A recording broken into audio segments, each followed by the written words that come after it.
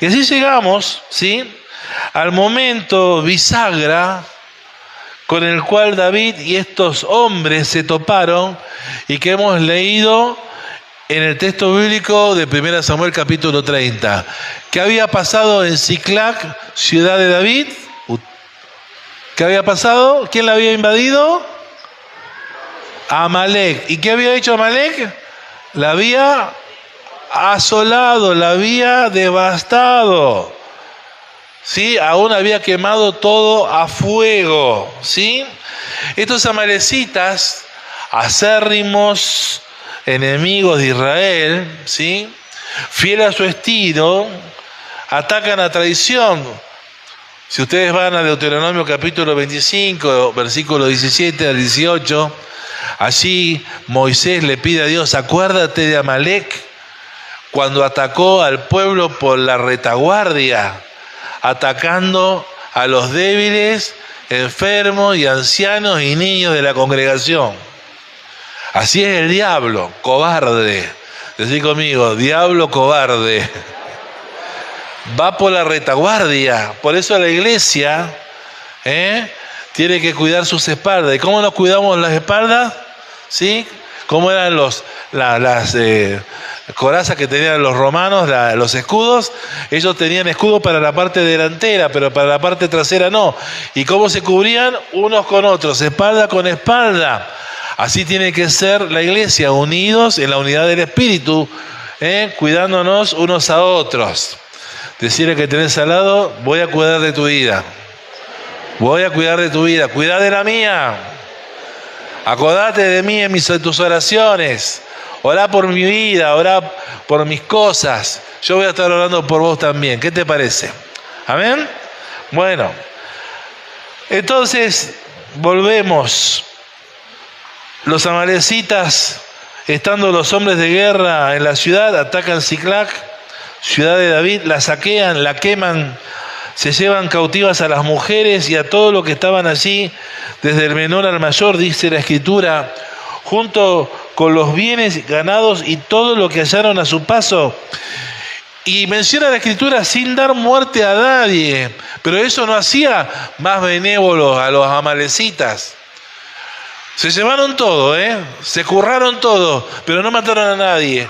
Qué bueno los amalecitas, porque en realidad los amalecitas no tenían piedad con el pueblo de Israel y seguramente iban a violar a las mujeres, tendrían esclavos a los nacidos en la casa de David y su ejército, más toda la añadidura de perversión que alguno puede imaginar. Satanás es igual, él vino para matar, robar, destruir.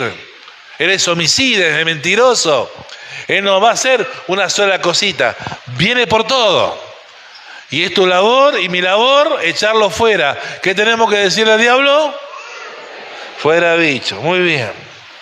Así que dice la Escritura que David con los suyos llegan a la ciudad ahora toda quemada, devastada, silenciosa, porque no había quedado nadie sin ser raptado por los amalecitas. Y sigue diciendo la palabra que la conmoción que tuvieron todos estos hombres fue de tal magnitud que tanto David y la gente que con él estaba lloraron hasta que le faltaron las fuerzas para llorar. Si querés llorar, llorá. Ahí no estaba Moria, ¿no?, para decirlo. Pero estos eran hombres. Dice que lloraron David y todo este ejército de hombres, lloraron hasta que le faltaron las fuerzas para llorar. Imagínense la conmoción de ver lo que estaban viendo, muy parecido quizás a lo que están sufriendo nuestros hermanos argentinos allí en Bahía Blanca, ¿no?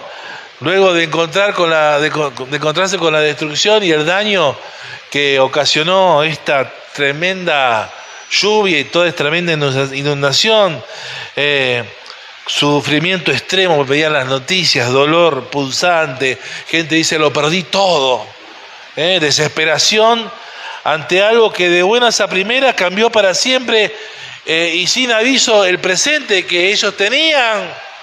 Un momento bisagra, como David y su ejército, como vos también. Un momento bisagra, algo que no esperaba. Una madrugada que no estaba previsto tener. Y aquí estamos, pastor, tratando de estar en una pieza, pero no puedo.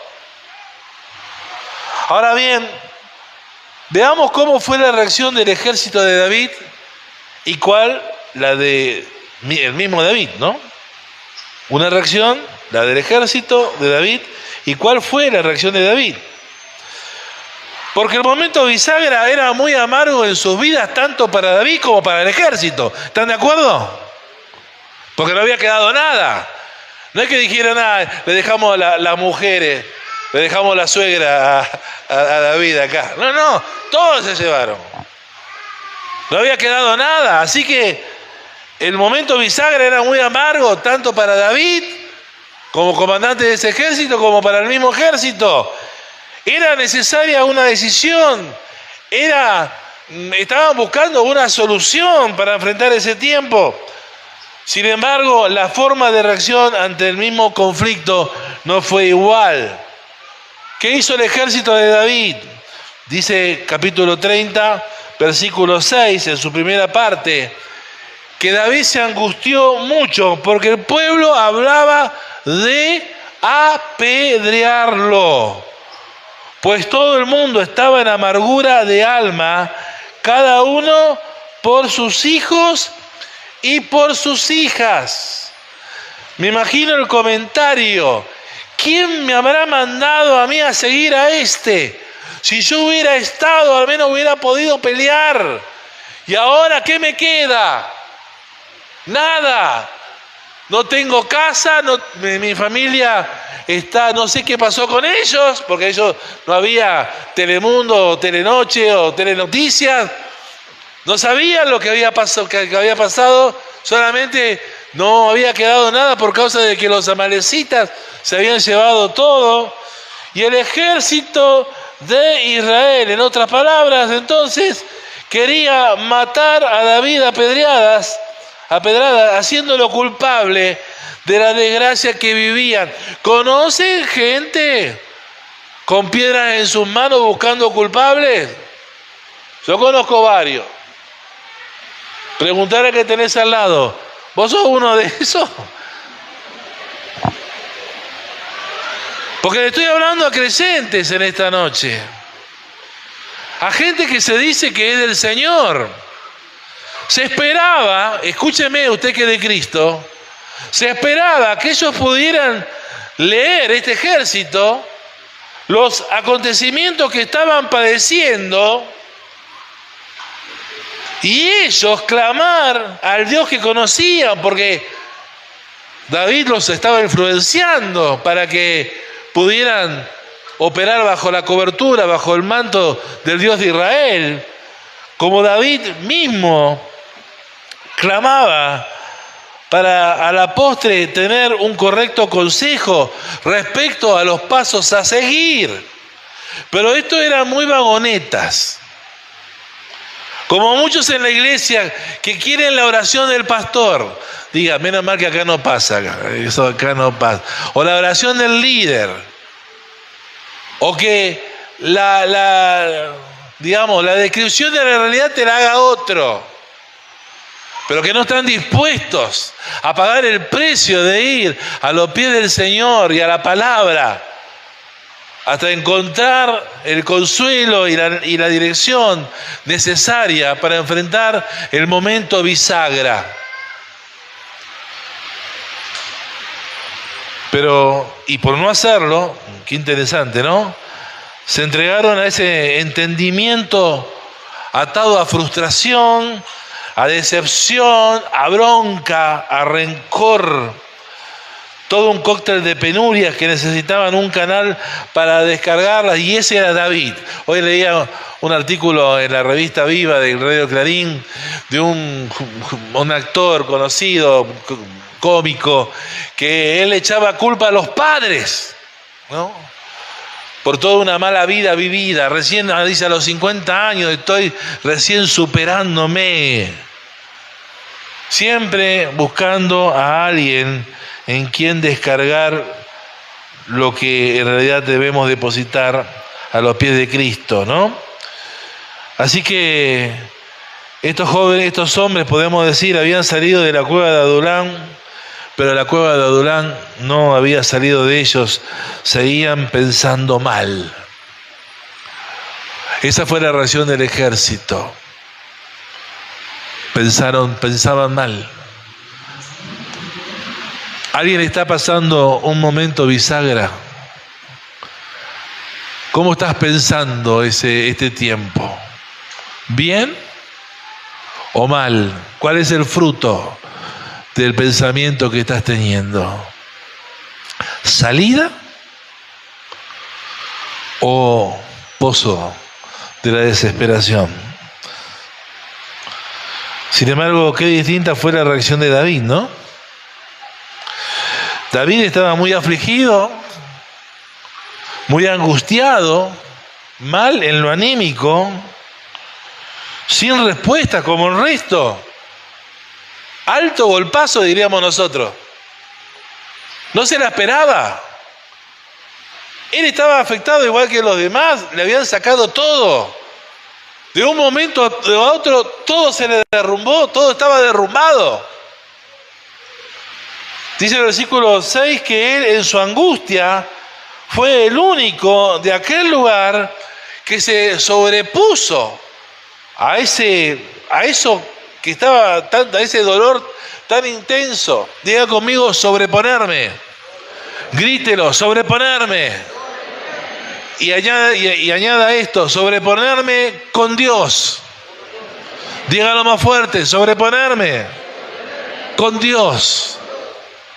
Fue el único David que estuvo dispuesto a sobreponerse con Dios a semejante tiempo bisagra que estaba padeciendo por esa situación que había cambiado tan de repente para mal, ¿no? Y en medio de ese caos, dice el versículo 6, más David, ¿qué hizo? Se fortaleció ¿en quién? En Jehová. Dicho en otras palabras, David halló fuerzas o nuevas fuerzas para superar su momento bisagro buscando a Dios. Pastor, eso ya lo sé. Bueno, ¿por qué no lo haces?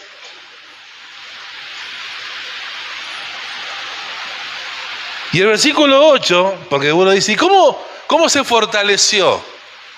¿Qué hizo para fortalecerse?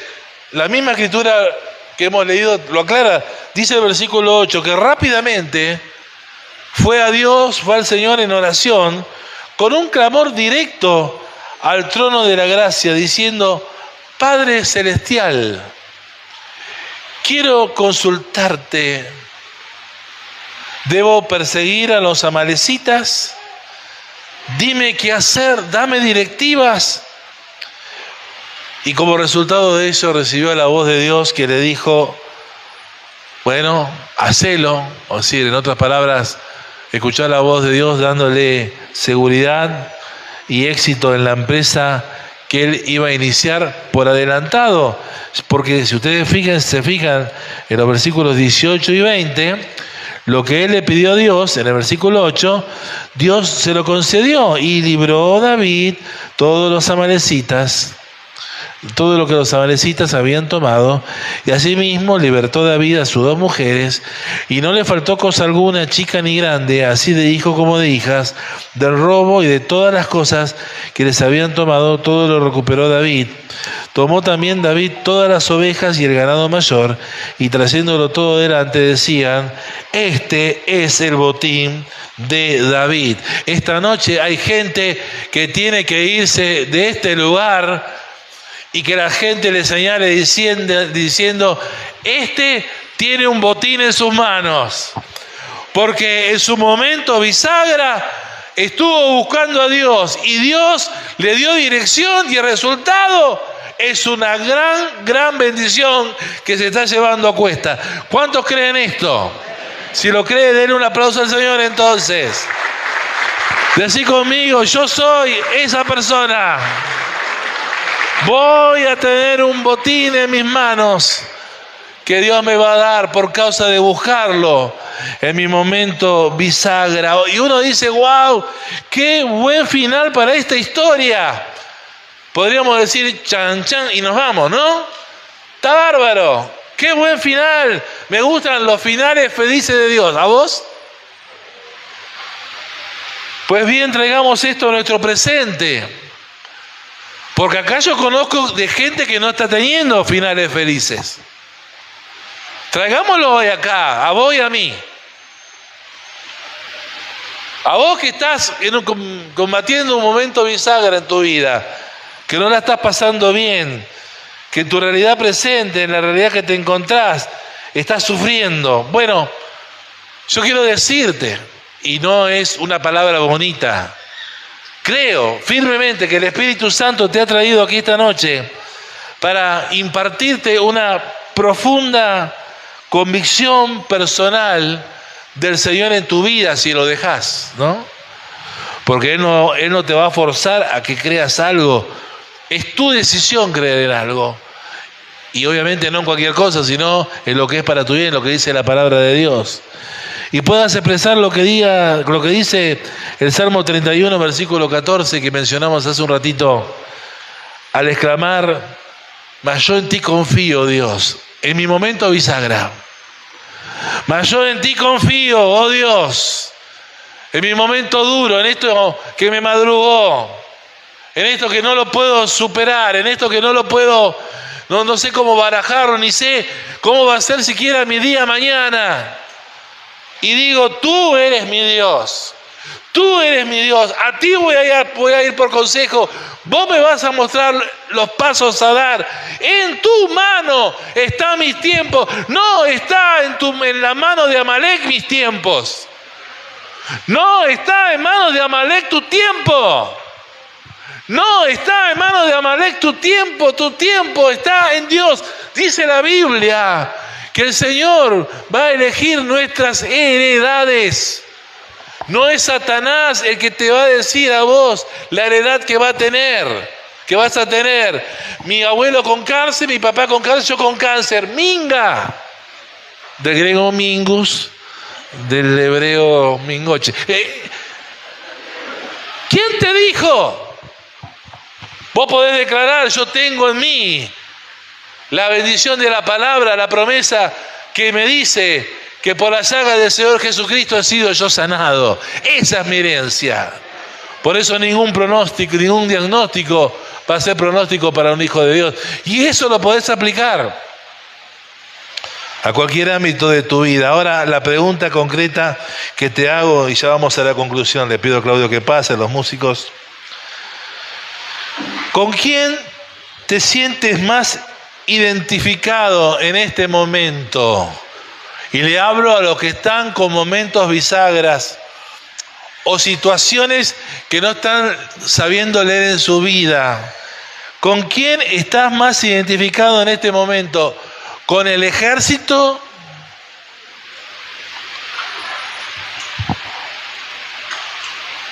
¿Con carga de bronca, de frustración?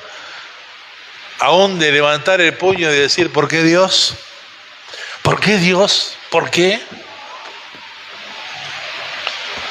O con David. Y no te estoy juzgando, pero es natural que ante un momento bisagra podamos responder o como el ejército lo hizo, porque estaban mal, o como David lo hizo. La diferencia fue que David, que tenía un espíritu diferente, dijo, no, un momento. Yo tuve un día una visita de un profeta que me dijo que iba a ser rey, todavía no lo soy. Pero yo he sabido y he entendido que Dios me dio la vida. Él me sostuvo hasta aquí. Yo puedo declarar, Ebenezer, hasta aquí me ha acompañado Dios.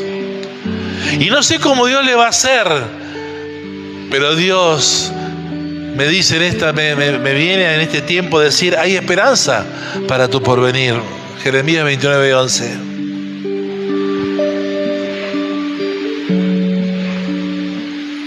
hay algo que yo voy a hacer y que va a sorprenderte, de manera que vas a poder decir como María lo que ha hecho Dios en mí. Pero esta noche, mira, lo veo ahí a Marcos. El otro día fuimos a ver al papá de Dani, oramos por su vida, por su salud, y él habló acerca del ciego Bartimeo. Me impactó lo que contó. Cuando en un momento este hombre que estaba con una capa que eran de colores, ¿no? Porque así identificaban a los lisiados, al oír de Jesús, el Hijo de Dios, comenzó a llamarlo: Señor Jesús, Hijo de David, ten misericordia de mí. Su título profético. Y tanto gritó que Jesús se paró y le dijo, lo mandó a buscar, y los discípulos le dijeron: ten confianza, Jesús te llama. Y él dice que sacándose la capa, lo único de valor que tenía, y levantándose. Hoy hay este mensaje para alguien que se tiene que levantar, del porrazo, que se tiene que levantar de su momento agónico, que se tiene que levantar de ese momento bisagra. Se levantó y fue a Jesús. Y Jesús le miró, él no podía verlo porque era ciego. ¿Qué quieres que te haga? Que reciba la vista. E inmediatamente este hombre comenzó a ver, y fue maravilla para todo un pueblo, un testimonio del gran poder de Dios en él. Hasta aquí hablé yo. Ahora te toca resolver a vos si vas a mantener un corazón de mármol en donde la palabra no va a dar fruto, porque te estoy hablando creyente. ¿Sabés que esto que estoy diciendo es verdad? ¿Sabés que Dios te está hablando y te está diciendo: descansa en mí en esto? Pero es como un taladro en un mármol. No hace mella, no puede. Pero es por tu decisión que tu corazón está así. O bien, si te vas a venir al Señor para ser guía para este nuevo tiempo en tu vida, permitiendo que el Señor te fortalezca, consultándole al Señor qué hacer para que el resultado sea bendición para vos y tu casa. ¿Qué vas a hacer?